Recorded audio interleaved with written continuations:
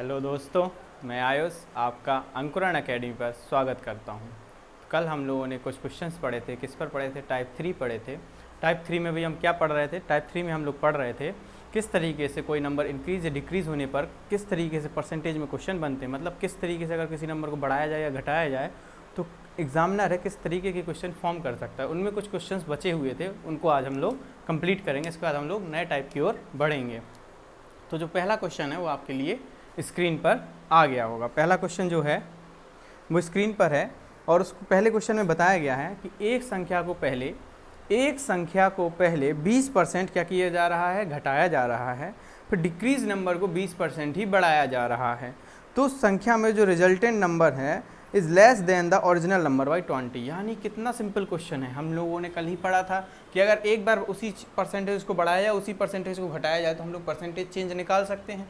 Percentage change कितना आएगा? Percentage change आएगा माइनस का 20 का होल स्क्वायर बाई 100, माइनस का 20 का होल स्क्वायर बाई 100। यहाँ से परसेंटेज चेंज क्या आएगा? यहाँ से परसेंटेज चेंज हो जाएगा माइनस 400 अपॉन 100, यानी कि 400 बटे का 100। 400 बटे का 100 में क्या हो जाएगा? 100 से इसमें भाग दे देंगे तो कितना आ जाएगा? माइनस का 4% का चेंज आ जाएगा। यानी कि जो बदलाव आएगा, जो परिवर्तन आएगा वो क्या आएगा? 4% आएगा। माइनस साइन क्या कर रहा है कि अगर ओरिजिनल नंबर 100 था तो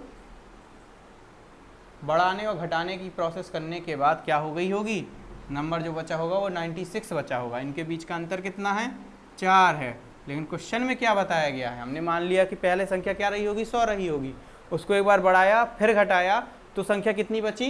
96 बची। क्योंकि क्या है? 4%। 100 का 4% निकाल देंगे तो क्या आएगी? क्या आएगा? 4 आएगा। तो हमने 4 को घटा दिया, क्या आ गया? 96 आ गया। अब 96 और 100 इनके बीच का अंतर क्या है? इनके बीच का अंतर है 4। और क्वेश्चन में बोला गया है कि 4 बराबर क्या है? 20 है। क्वेश्चन में क्या बोला गया? 4 बराबर 20 बोला गया है। हमको इस 100 की मान निकालना है। अगर देखें तो एक यूनिट की वैल्यू क्या आ जाएगी? एक की वैल्यू कितनी आ जाएगी? 5 आ जाएगी। एक की वैल्यू क्या आ जाएगी? 5 आ जाएगी। यहाँ से हम लोग क्या 100 आराम से नहीं निकाल सकते कि 100 यूनिट की वैल्यू क्या आ जाएगी? 100 यूनिट की वैल्यू आ जाएगी 500। इस प्रकार से हमारे इस क्वेश्चन का आंसर क्या हो जाएगा? 500 हो जाएगा। क्या हो जाएगा? 500 हो जाएगा, जो कि हमारा ऑप्शन नंबर सी है। ऑप्शन नंबर सी जो है इस क्वेश्चन का आंसर होगा। क्या होगा? ऑप्शन नंबर सी इस क्वेश्चन का आंसर होगा। अब हम लोग नेक्स्ट क्वेश्चन की ओर मूव करते हैं। नेक्स्ट क्वेश्चन क्या बोला गया? नेक्स्ट क्वेश्चन में बोला गया है कि दो संख्याओं का योग, यानी कि दो संख्याओं को अगर जोड़ दिया जाए तो कितना बनता है? 520 बनता है। और यदि बड़ी संख्या 4% की कमी हो जाती है और छोटी संख्या में 12% की वृद्धि हो जाती है तो प्राप्त संख्या जो है वो समान होती है। तो प्राप्त संख्या समान होती है। देखो किस तरीके से है। मान लेंगे कि जो x है और x जो है वो हो जाएगी बड़ी संख्या, यानी कि बड़ी संख्या यानी कि लार्जर नंबर। लार्जर नंबर कौन होगी? x होगी। और हम लोग मान क्या लेंगे? स्मॉलर नंबर मान लेंगे। स्मॉलर नंबर मान लेंगे y मान लेंगे। तो बोल रहा है क्वेश्चन कि x प्लस वाई कितना दिया हुआ है? x प्लस वाई दिया हुआ है 520। कितना दिया हुआ है? 520 दिया हुआ है। अब उसमें बोला गया है कि जो x की वैल्यू है उसमें कितने परसेंट की कमी कर दी गई है? उसमें कमी कर दी गई है 4% की। 4% की कमी कर दी गई है। यानी कि हम बोल सकते हैं 4% की फ्रैक्शन वैल्यू क्या होती है? 4% की फ्रैक्शन वैल्यू होती है 1/25। यानी कि पहले x 25 था, अब x कितना बचा? 24 बटे का 25 बचा। 24 बटे का 25 बचा। और जब इसको घटा दिया जाए तो ये किसके बराबर हो जाएगा? ये अगर y की वैल्यू को कितना बढ़ा दिया जाए? 100 मतलब 12% कर दिया जाए। यानी कि अगर y की वैल्यू को 12% बढ़ा दिया जाए, 12% की हम लोग फ्रैक्शन वैल्यू निकाल लेंगे। 12% की फ्रैक्शन वैल्यू क्या होगी? 12% की फ्रैक्शन वैल्यू जल्दी से बताइए क्या हो सकती है? 12/100 लिखेंगे और इसको काट देंगे किससे? 4 से। तो कितनी आ जाएगा? 3/25 जो हो जाएगी वो 12% की फ्रैक्शन वैल्यू हो जाएगी। अब क्या बोला गया है कि y की वैल्यू तो बढ़ रही है, यानी पहले 25 थी, 3 बढ़ गई, कितनी हो गई? 28 हो गई। y में क्या हो गया? पहले 25 थी, 3 बढ़ गई, 28 हो गई। कितनी थी पहले? 25 थी। पहले कितनी थी? 25 थी।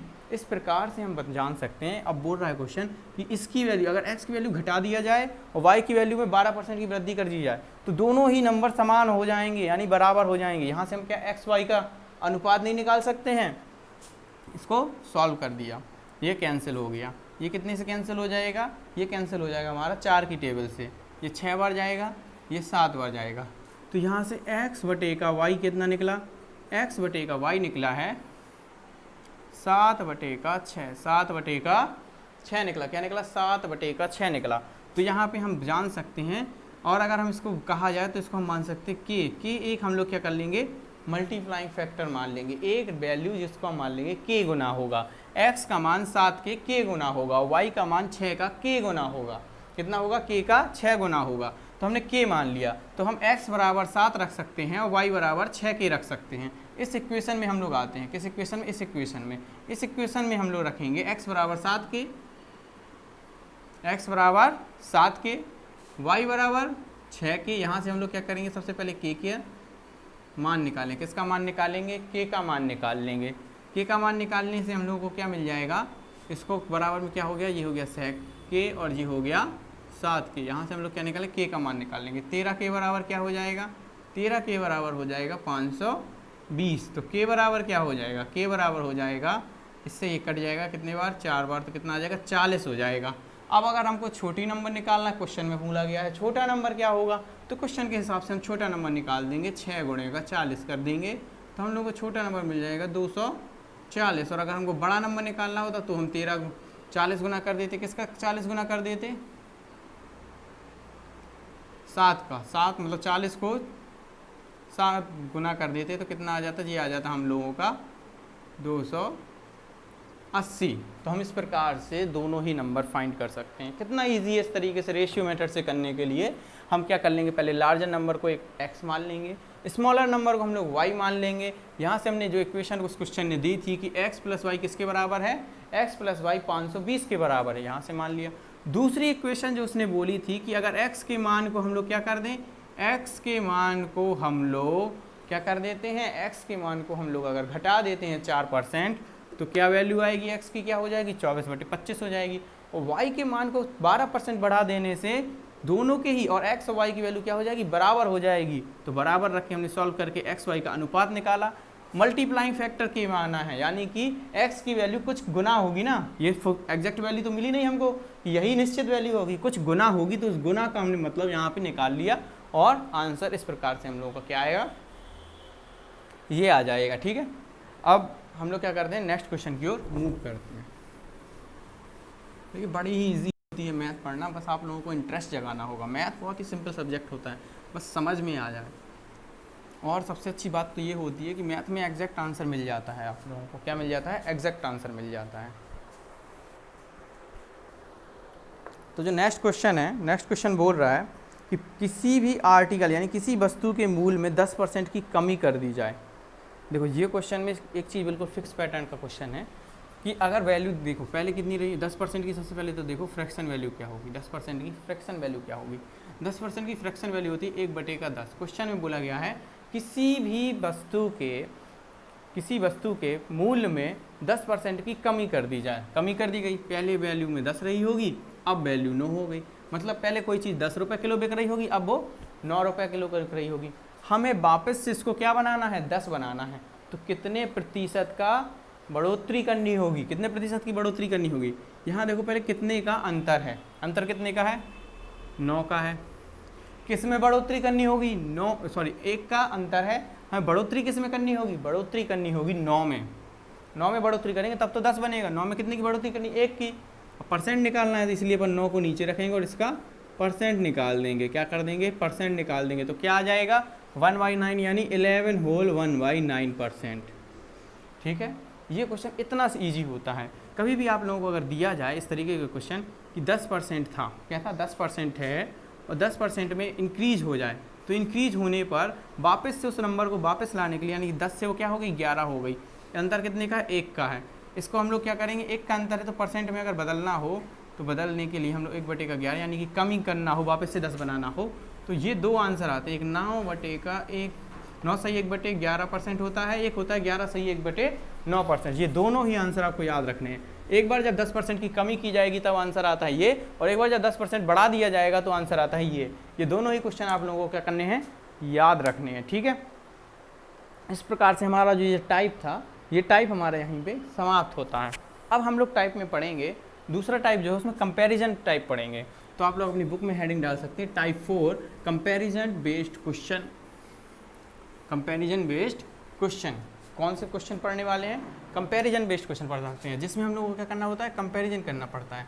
तो टाइप 4 में क्या करेंगे हम लोग, कंपैरिजन करेंगे। इसमें कई तरीके का यूज कर सकते हैं, हो सकता है 100 मान के क्वेश्चन करें, रेशियो मेथड से भी क्वेश्चन करेंगे, जौन से मेथड से इजी होगा, जो भी एक्यूरेट मेथड होगा, हम आपको बताएंगे कौन से मेथड से आपको किस टाइप का क्वेश्चन करना होगा। क्वेश्चन कर सारे टाइप से सकते हो, एक दूसरे से कर सकते हो, पर हम आपको इजी से इजी मेथड बताने की कोशिश करते हैं।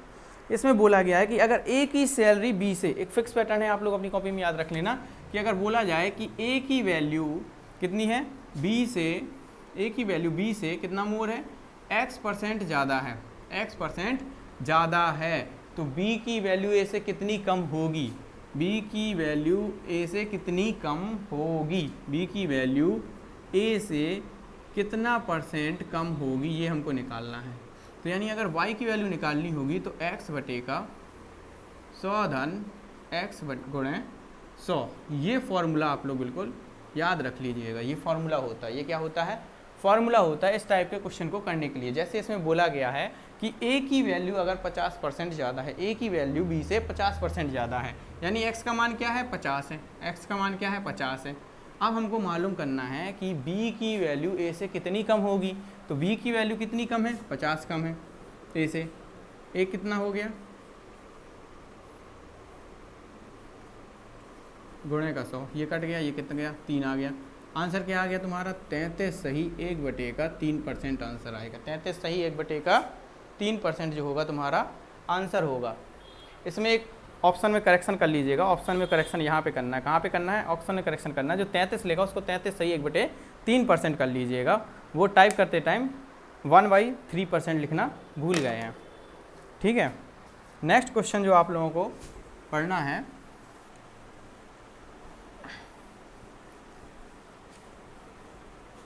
नेक्स्ट क्वेश्चन बोल रहा है, नेक्स्ट क्वेश्चन बोला है कि 2 नंबर हैं, 2 number are less than a third number, मतलब तीसरे नंबर से 2 नंबर कितना कम है, एक 30 कम है, एक 37 कम है, परसेंट में कम है। तो क्यों ना हम अपनी इक्वेशन को ईजी करने के लिए हम तीसरे नंबर को ही क्या मान लें, ये है हमारा पहला नंबर, ये है हमारा दूसरा नंबर, ये है हमारा तीसरा नंबर।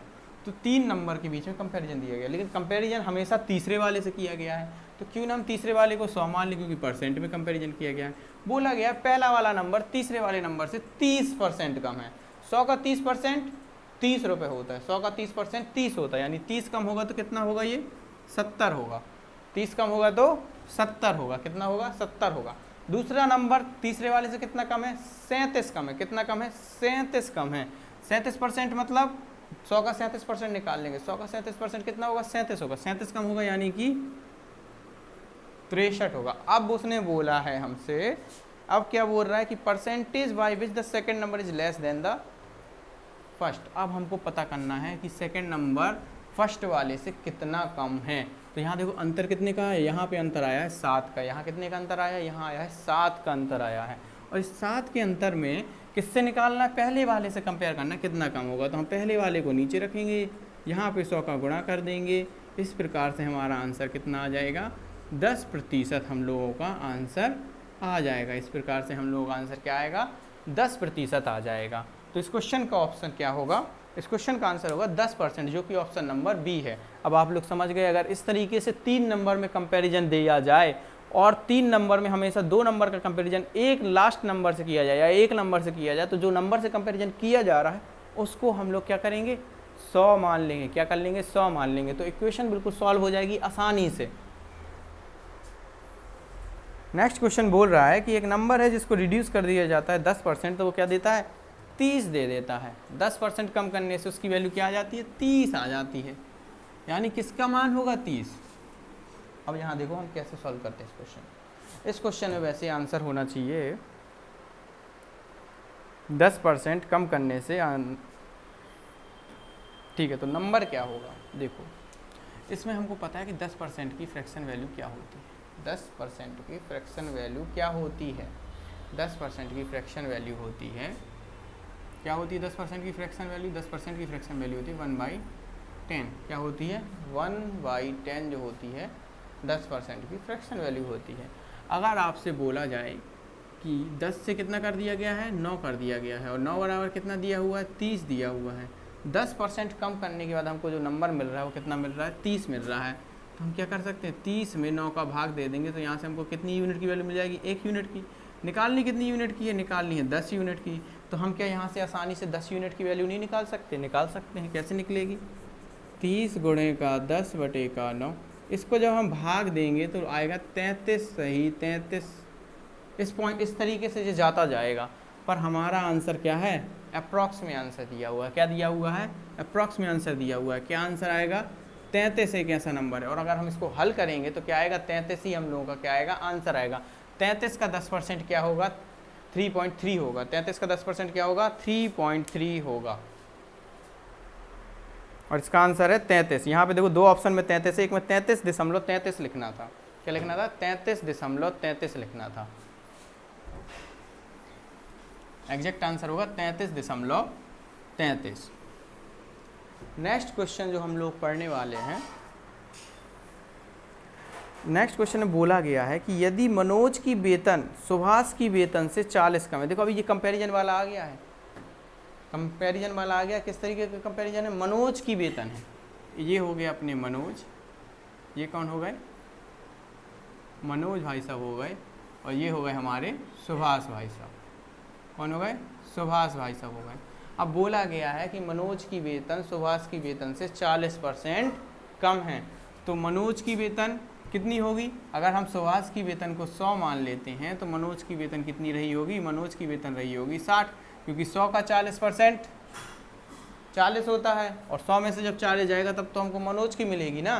तो मनोज की कितनी हो गई? 60 हो गई।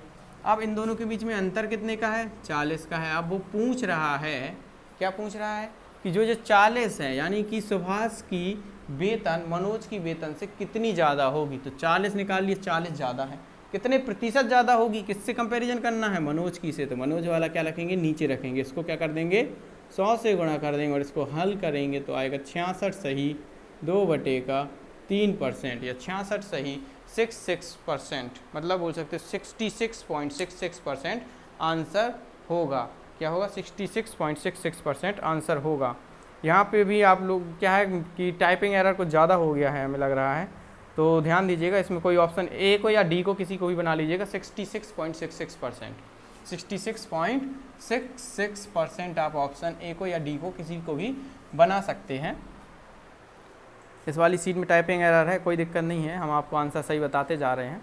इसके बाद जो नेक्स्ट क्वेश्चन है उसमें बोला गया है इफ़ अ नंबर x, यानी कि कोई एक नंबर x है, उसको क्या कर दिया जाता है, दूसरी संख्या y से कितना कम है, 10% कम है, तो y x से कितना ज़्यादा होगा। ये भी उसी पैटर्न का क्वेश्चन है, ये भी उसी पैटर्न का ही क्वेश्चन है कि अगर x जो है y से 10% कम है, अगर y 100 है तो x कितना रहा होगा, 90 रहा होगा। कितना इजी क्वेश्चन है, बहुत ही सिंपल तरीका है। 100 का 10% 10, और 10 का मतलब यहाँ कितना आ गया होगा, 9। अब बोला जाए कि कितना अंतर है, 10 का अंतर है। कितना अंतर है, 10 का अंतर है। कितना अंतर है, 10 का जो है वो अंतर है। अब वो पूछ रहा है, सॉरी इस क्वेश्चन में आगे और भी लिखा हुआ है, ये हो गया अंतर, इन दोनों का हमने रेशियो ले लिया। अब वो y की वैल्यू दी हुई है, उसमें y की वैल्यू क्या दी हुई है कि y जो है 125 जो है ना, 125 उससे 10% अधिक है। 10% की फ्रैक्शन वैल्यू हम लोग बता सकते क्या है, 1/10 है। 10% की फ्रैक्शन वैल्यू क्या है, 1/10 है। इसका मतलब है कि जो y की वैल्यू है वो किसके बराबर है, y की वैल्यू हम लोगों को दी हुई है। y की वैल्यू किसके बराबर है, y की वैल्यू है, वहाँ से यहाँ से निकालेंगे y की वैल्यू आ जाएगी 11/10। अब इसको हम सॉल्व करेंगे, मल्टीप्लाई कर देंगे और भाग दे देंगे। 11, 5, 7 और 3, और 10 से भाग दिया तो 1 दशमलव लग जाएगा, यानी 137.5 जो है वो y की वैल्यू है। ये तो 10 बराबर वैल्यू, अगर इन दोनों का रेशियो निकाल लें हम तो ये क्या हो जाएगा, 10 बराबर क्या है, इतनी वैल्यू है। पर हमको निकालनी किसकी वैल्यू है, निकालनी किसकी है, 9 की वैल्यू निकालनी है। तो हम इसमें क्या करेंगे, 10 से भाग दे देंगे, ये क्या है 10 बराबर वैल्यू है। यहाँ से क्या हम 1 बराबर नहीं निकाल सकते, 1 बराबर आएगा 13.75, 10 का भाग दे दिया। निकालनी किसकी है, निकालनी है 9 की, तो हम 9 की वैल्यू निकाल देंगे, यानी 9 किसके बराबर है, 9 दिया हुआ x के बराबर, क्योंकि ये क्या है, रेशियो दिया हुआ है। क्या दिया हुआ है, रेशियो ले लिया हमने, इन दोनों का रेशियो ले लिया। कितना आ जाएगा 13.75 गुणे का 9, इनका मल्टीप्लाई कर दो। मल्टीप्लाई करेंगे 45 का 5, कैरी कितनी आई 4, 63, 67, कैरी कितनी आई 6, 37, 6, 33, 27 6, 33, कैरी कितनी है 3। ये जो आप लोगों का होगा ना वो आंसर होगा 123.75, जो कि ऑप्शन नंबर सी है। ऑप्शन नंबर सी इस क्वेश्चन का आंसर होगा। ऑप्शन नंबर सी क्या होगा, इस क्वेश्चन का आंसर होगा। अब जो अगला क्वेश्चन है आप लोगों के सामने, जो नेक्स्ट क्वेश्चन होगा वो कुछ इस प्रकार से होगा। अगला क्वेश्चन आपकी स्क्रीन पर आ गया होगा।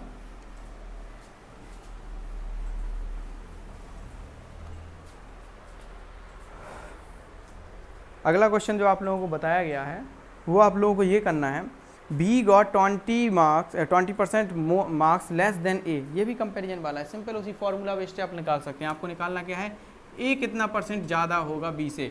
बोला गया है कि बी अगर ए से कितना कम है, 10% मार्क्स कम लाता है, कितना लाता है, 20% मार्क्स कम लाता है, यानी ए के रहे होंगे 100 तो बी के रहे होंगे 80। इन दोनों का अगर हम रेशियो ले लें तो कितना आ जाएगा 5:4, अनुपात ले लिया। अनुपात में अंतर कितने का है, 1 का है। निकालना किससे, बी से है, और 1/4 अगर फ्रैक्शन वैल्यू मिलती है आप फ़ौरन लिख सकते हैं कितना परसेंट रहा होगा, 25% रहा होगा, क्योंकि 1/4 फ्रैक्शन वैल्यू क्या होती है, 25% की होती है। हमने आपको फ्रैक्शन परसेंट जो पढ़ाए थे ना वैसे नहीं पढ़ाए थे, फ्रैक्शन देखते ही आप लोगों को याद होना चाहिए कितना, 25% आंसर होगा। कितना होगा, 25%। और एक चीज़ और याद रखना, कोई चीज़ अगर किसी चीज़ से 20% कम है तो उसको कितना बढ़ाना पड़ेगा, 25% बढ़ाना पड़ेगा। और अगर कोई चीज़ 20% ज़्यादा है तो उसको कितना घटाना पड़ेगा, उसको घटाना पड़ेगा हम लोगों को 16 सही 2/3% घटाना पड़ेगा। ये चीज़ बिल्कुल याद रखना, ये हम लोग आपको पहली क्लास में भी पढ़ाया था, पहली क्लास में भी हमें आपको ये पढ़ा चुके हैं। अगला क्वेश्चन जो है हम लोगों का, उस क्वेश्चन में भी हम बता देते हैं परसेंटेज किस तरीके से लिखा हुआ है। वो जो परसेंटेज है वो लिखा हुआ है 66 सही 2/3% लिखी हुई है, ठीक है। मतलब बोल सकते हो नंबर जो है इसका किसका, 312 का 66 सही 2/3% कितने के बराबर है, मतलब कितना ज़्यादा होगा 200 से कितना ज़्यादा होगा। हम जानते हैं ये परसेंट क्या बताती है, ये बताती है हम लोगों को, क्या बताती है ये बताओ ज़रा, इसको क्या बताएगी, ये बताएगी 2/3। ये क्या बताती है, 2/3 जो होती है 66 सही 2/3 का फ्रैक्शन वैल्यू होती है। किसका 2/3, इसका निकाल रहे हैं, कितना आएगा ये, पहले हम इसका वैल्यू निकाल लेंगे, कितनी आएगी, 1 बार जाएगा और 4 बार जाएगा, 104। इसका अगर हम 2 से मल्टीप्लाई कर देंगे 208 जो होगा हम लोगों का आ जाएगा।